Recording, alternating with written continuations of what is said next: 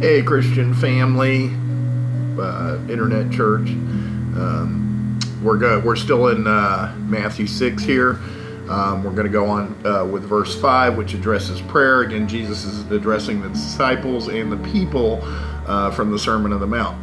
Pray with simplicity, and when you come before God, don't turn that into a theatrical production either. All these people making a regular show out of their prayers, hoping for stardom. Do you think God sits in a box seat?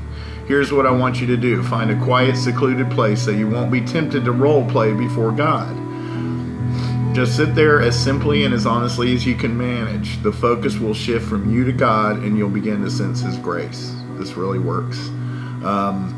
The world is full of so-called prayer warriors who are prayer ignorant. They're full of formulas and programs and advice, peddling techniques for getting what you want from God.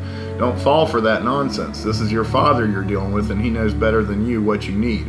With a God like this loving you, you can pray very simply like this. And then it goes into the Lord's Prayer. The message kind of does it a little different. Our Father in heaven, reveal who you are. Set the world right. Do what's best as above, so below.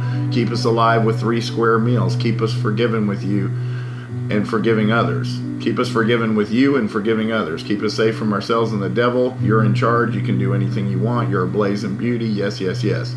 So kind of a different version. And by the way, guys, when you really read this in different translations, He was not saying, and I know we all use the Lord's Prayer. We close it at the end of meetings in my program. Jesus was saying, this is how you pray, in this manner. He wasn't saying, this is what you pray. So it kind of became the Lord's Prayer, and I'm not going to get into all that. But Jesus was basically saying, in this style, and the message really breaks it down like that.